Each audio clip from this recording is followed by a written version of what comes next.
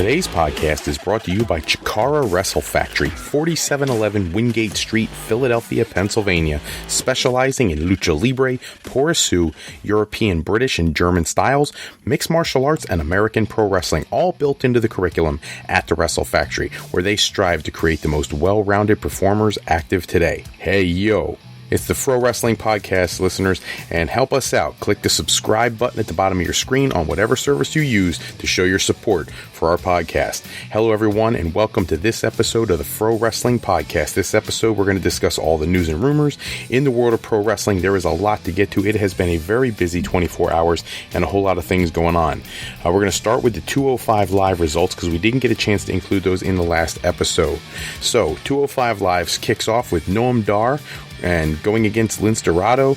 It's almost funny. You hear Lince Dorado's name every once in a while, but he's not a real big factor in any way in World Wrestling Entertainment, but he's actually really talented, and they don't use some of these cruiserweights as often, and it almost makes you forget they're in the company, and I'm not the only one that feels that way.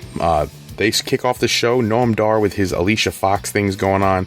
They've kind of laid low for a couple weeks on what's been going on with him and her.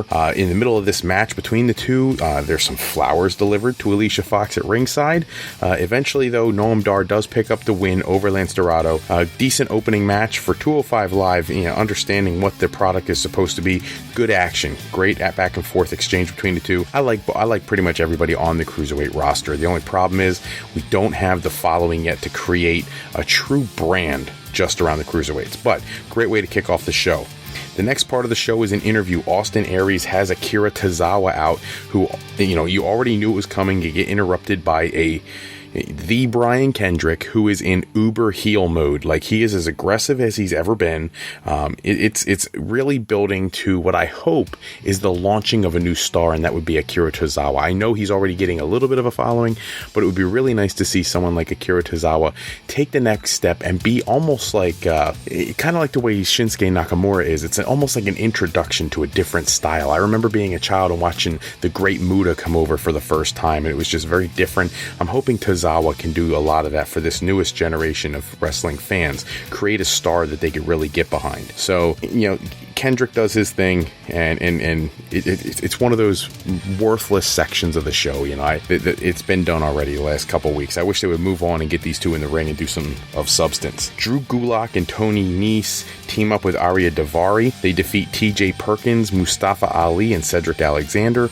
This is where they took all their talents that don't get a lot of TV time, especially Arya Daivari. I really like him, and he doesn't seem to see the television screen very often.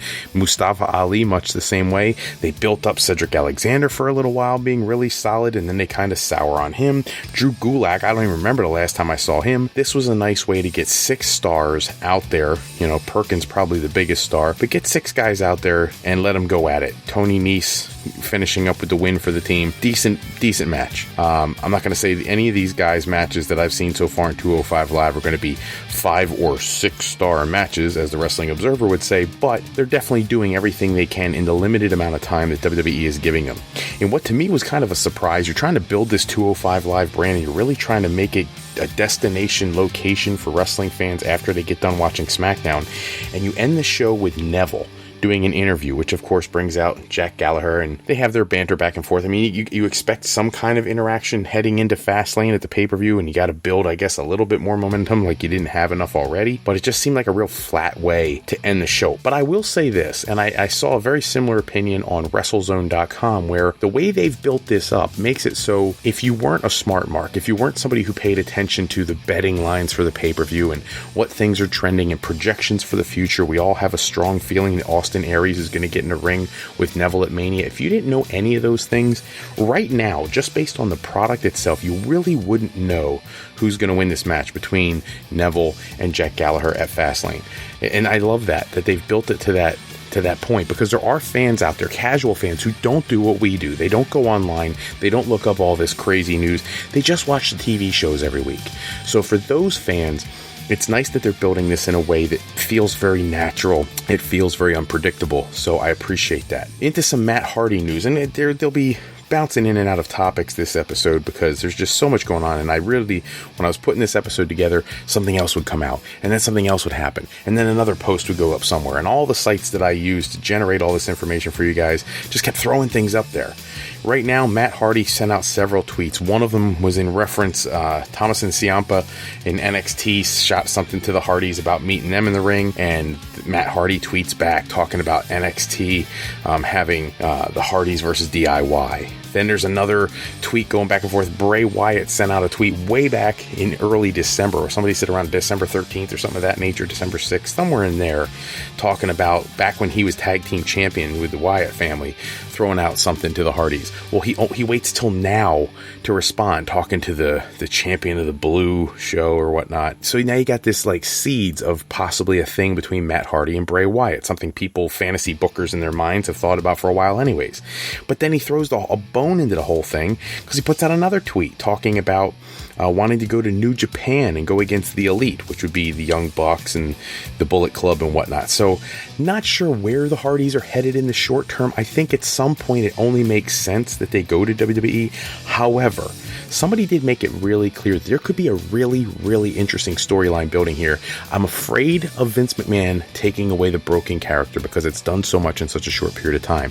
But I want you to think about this. The things that the Hardys have been saying for the last 6 months or 8 months. They wanted to do a match with the Young Bucks. That's already booked for WrestleMania weekend. Then they also wanted to throw out challenges to people like the Wyatt family, like D-Generation X, but they specifically also targeted the New Day. And the New Day do not have a match at WrestleMania. And this would be a really great thing if all the wrestling fans, those of us like us listening to this podcast right now, the real fans, all the way like down to your core, diehard wrestling fans who want to see the Hardys and the New Day, and we want to see the Hardys and the Young Bucks, this may be the perfect storm for us to get to see both of those matches within one weekend. I'm not saying I think that's going to happen. I'm saying it's at least a possibility and something that Vince McMahon, if he's not already, should be salivating at, because it could be a premier pinnacle moment in the history of professional wrestling. So let's just keep our eye on that. I'm hoping that they go to New Japan for a match, battle somebody over there, take some more titles if they can, come back to the States, beat the Young Bucks for the Ring of Honor tag team titles. Don't tell anybody that they're looking to come to WWE, sign a deal and come back at WrestleMania. I would love to see them walk into WrestleMania with all that gold. I don't think Vince McMahon would ever let that happen.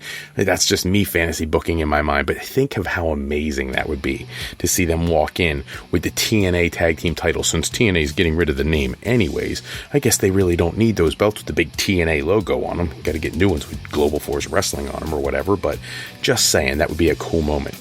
In other WWE related news, Jack Swagger apparently has requested and been granted his WWE release. There hasn't been one of those like "we wish him well on his future endeavors" posts on WWE.com yet, but Jack Swagger obviously has not been used properly for a significant portion of time, been stuck in for a while in mid-card status. He got that one short championship run. That sounds great and all, but the reality is they gave him a run, they buried him, and then he became nothing. The All-American thing and the stuff with Zeb Coulter was pretty cool for a little while, and he actually got quite a response from the fans for quite a while, but it fizzled fast and he's been doing nothing, so he wants out. Speaking of people who want out, Mike Bennett and Maria Kanellis are also gone from TNA Wrestling, as is Jade, the Asian superstar from the Knockouts division. So TNA is losing repeated talents, and not just like nobodies, but actual premier talents. Maria Kanellis has been involved with the Knockouts division for the better part of a year now. Well, 6 to 8, 9 months, somewhere in that neighborhood. The better part of last year was all about Kanellis really feeding that women's division. She even held the Knockouts championship. So, and then you got Mike Bennett, who has fought literally everybody who's a premium star in their company. And now they're gone. The Hardys are gone. Drew Galloway's gone. Jade, maybe that's the least important of all of them, but still, it's another talent that's gone. Well, you got to fill those spots with somebody. We'll have to wait and see. There's a little bit coming up a little later about how they might fill some of that, but really, it's a questionable situation to leave your company so thin at talent right now. In other WWE news, Eric Rowan, looks like he may be the one who saves the body of Sister Abigail. That's one of the rumors floating out there right now. I believe it was the Bleacher Report or Cage Side Seats, one of those, was talking about how Eric Rowan may be the one who saved Sister Abigail when Randy Orton torched the place. If they play that angle, that is absolutely gross, right on line with the Katie Vic thing or whatever from years ago with Triple H. Like, just leave the dead stuff alone. Unless you're The Undertaker, leave the dead stuff alone. It's just a little too creepy for a television show that has a lot of children watching. It's just my opinion. R-Truth has a new music video out. It's been released. You go to his Twitter feed at Ron Killings and you can check out the video right now. Very cool. Kurt Angle news. It is being reported that the theory is Kurt Angle's return to WWE will not be in the ring. However, it will be as the replacement GM after WrestleMania for Mick Foley when he goes out to injury. Now, we reported that on a previous podcast. We see that coming, but the problem for me is he's wrestling Cody Rhodes in a little while in a cage match. This is a guy who's a premier talent. Why are we putting him on the shelf? Are they worried about his history? Like, go get him checked out. Get him medically cleared. This guy can contribute to a lot of those younger talents who he's never been in the ring with, and we're going to waste him turning him into a GM. Mick Foley's different. Foley's not getting in the ring no matter what. There's countless other legends who are not going to get in the ring you could put into that role. Kurt Angle is a top flight talent even at his age, and he belongs in the ring, not outside of it. WWE, other news, is closing in on two things in the United Kingdom. One is they're thinking about launching a United Kingdom television program that would be catered to that UK championship, as well as they're announced that they're in negotiation to begin broadcasting United Kingdom companies, independent promotions on the WWE network, most specifically Insane Championship Wrestling. This will be very cool if they do that, because I don't feel like some of our viewers have not had access to Progress, ICW, XWX, and a lot of the promotions that are over there. So you don't get a big enough sample size to see what they really have to offer.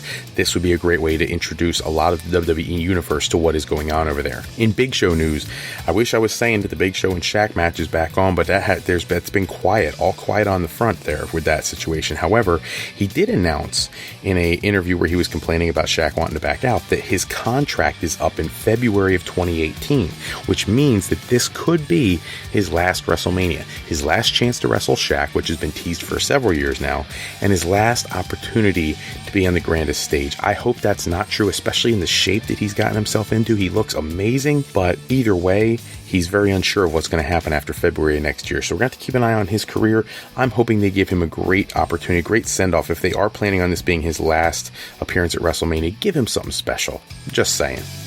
Impact Wrestling news, other things. I was saying earlier about all these talents leaving the company. Well, now the word is out there that you're going to see a few other people show up at the tapings. Tapings take place tomorrow, March 2nd. Karen Angle. I say Karen Angle, it's really Karen Jarrett, but I gotta throw that out there. Karen Jarrett is set to be an on-screen personality, so I don't know what her role is going to be. In the past, she's been like a figurehead of the Knockouts division. It's been done. I hope they don't go back to doing the same storylines they did 5 years ago or whatever, but she's going to be there. She'll be on screen. Conan will be in attendance. Now, I don't know if you guys remember, we had reported on this podcast in a previous episode that Jarrett had been spotted down in Mexico at a Crash event, which Conan is an owner of, and they're looking to bring some Mexican talent, do a talent exchange, much like they did with Pro Wrestling Noah in Japan. So Conan will be there. Two talents from WrestlePro, which is a company in northeastern United States. Kevin Matthews and Falaba will be there. Ring of Honor star Donovan Dijak is rumored to be of interest to Jeff Jarrett. I think that would be a great get for them. I'm actually hoping he goes to WWE and goes to NXT instead. But if not, TNA, he could be a star they could build around in the future. And they're going to need that, because the rumor is more stars are going to leave. Now that they want to take 10% of their outside independent booking fees, that's something that a lot of wrestlers are not willing to do right now and is not written into their current contracts, or people who have expiring contracts don't want to add into a new contract. The only people who are safe right now would be the world champion Bobby Lashley, Moose, EC3, Eddie Edwards, Davey Richards, and Eli Drake, all because those guys, if you remember back in December, before we started broadcasting, in December there was multiple releases that press releases that TNA had signed contracts with these different wrestlers. Well, those are the only ones who signed new contracts, so they're the only ones who are going to be somewhat exempt from this 10% booking fee to take outside bookings and to have a little more creative control in their contract.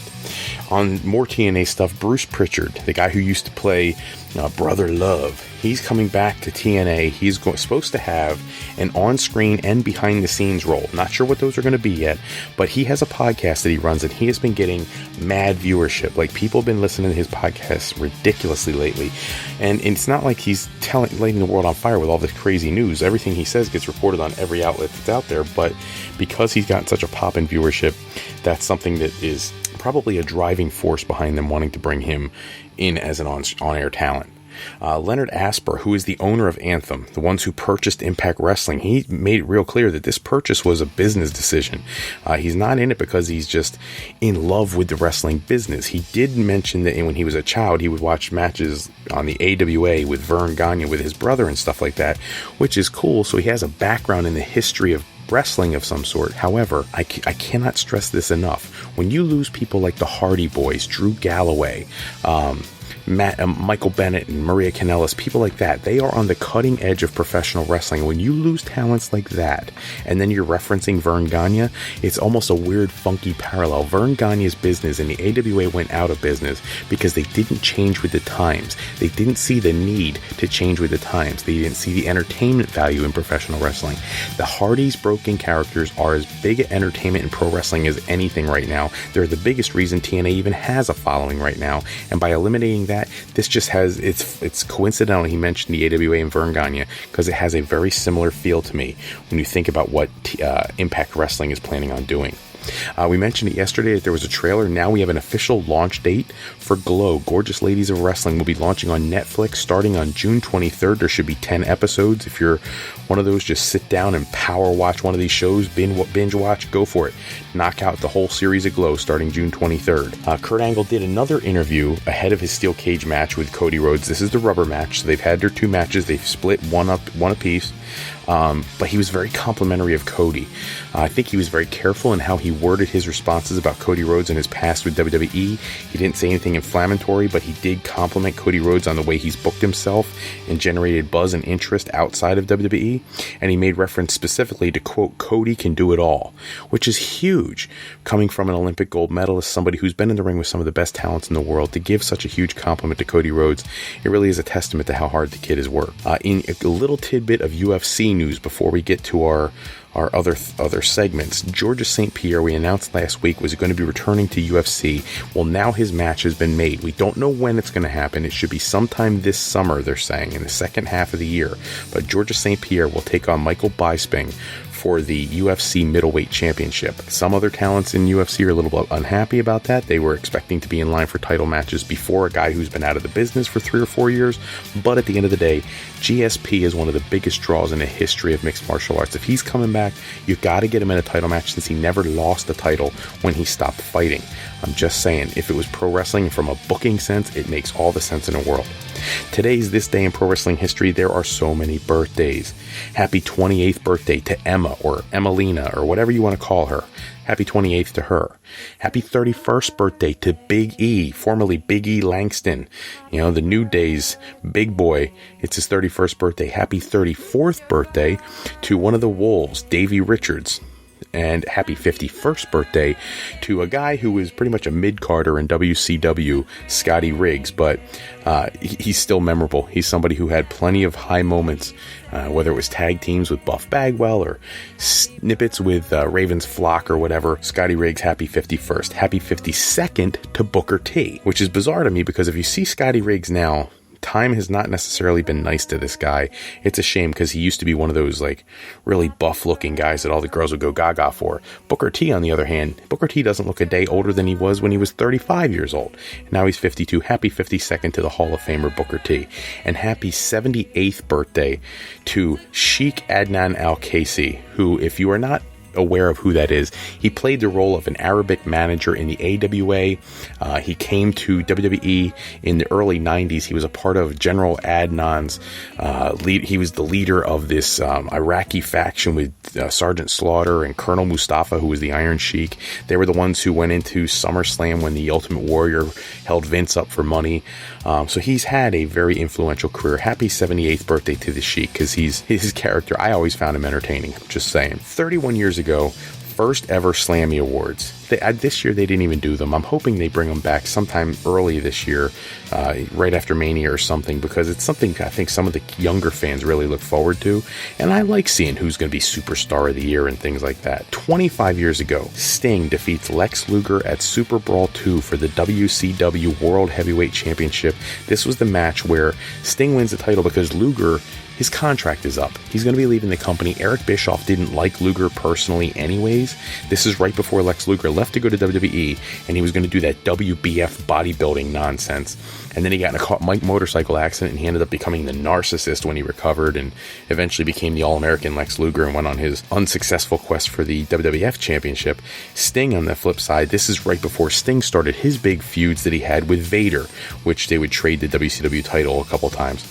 Very interesting that this is where it all started. It's like these two, we waited for years to see Sting against Luger. It finally happens, and then they both went their separate ways. It was very bizarre how that all went down.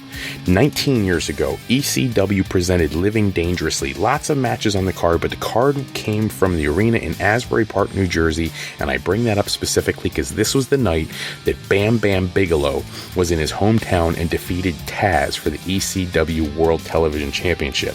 And I'll never forget the part with, Taz jumps up on his back, he's trying to choke him out, and Bigelow ends up jumping backwards, and they go flying through the ring, and the ring collapsed underneath him. It was just classic ECW moment. So if you've never seen that, by all means, go on to YouTube and find that. And speaking of YouTube, our look back match is not a match. I want to do something a little different with this one. You go to YouTube and look up UWF Beach Brawl. For the people who don't know what this is, UWF originally was Universal Wrestling Federation. It was owned by Bill Watts. It's what he turned Mid-South Wrestling into when they went to try to become a national promotion. When they went out of business, they sold them their intellectual property to the Crockett promotion, who then sold it to Ted Turner. The UWF name went unused for quite a while, and then somebody else stepped in and purchased it, and they created their own brand of UWF wrestling. And this was their one and only pay-per-view. Herb Abrams was the guy who was the promoter. He was the owner, and they had the main event at this pay-per-view was Steve Williams defending the UWF championship that he won way back in Bill Watts' territory, defending that against Bam Bam Bigelow, even though the two companies really had no crossover. There was no relationship between them. But cool, that was the only match of any importance on the card. There were a lot of other matches that sounded good on paper, but nothing of substance that actually went down on the pay-per-view that looked like it was a great pay-per-view. Our fantasy booking time. We're starting something new today with fantasy booking. I hope our listeners enjoy it. This is one thing I need you people to do. I got a lot of people who send me questions to my email, and I love that. I appreciate that. You don't know how much I appreciate that. But here's what I need you to do. On these polls for fantasy booking and things like that, I need you to give me comments in YouTube, because that's where I calculate whose things to put on the podcast. And in this situation, we're going to be doing multiple polls, because what we're going to do is we're going to start our own 64-man single elimination tournament with you choosing who's going to advance in each round based on the wrestler who receives the most votes in each episode. I'll give you 2 matches in every episode. There should be one wrestler who's a current star or has made an impact recently, and one who is a little older. And I'm trying to bring 64 talents from all over the place. Certain criteria. You'll notice that Scott Hall does not show up in this tournament because every person in here has held a world championship in one of the major promotions, whether that's WWE, WCW, ECW, whether that's New Japan, Lucha Underground, TNA, Ring of Honor. They had to have been a world champion somewhere. So our first 2 matches, and please remember, go down to the bottom of the YouTube feed and click on comment and put in the 2 people who you choose to win these matches. These matches do not necessarily lead to these 2 winners going against each other in the next round. I'm doing this random, but in each match, tell me who you would have win in each one. So match number 1 of our 64-man tournament, Bray Wyatt, WWE champion, going against Booker T. Match 2, the Nature Boy Ric Flair going against Seth Rollins. In the comment section on YouTube, go in there, and when you finish listening to this podcast episode, 1, subscribe, because we really need you to do that,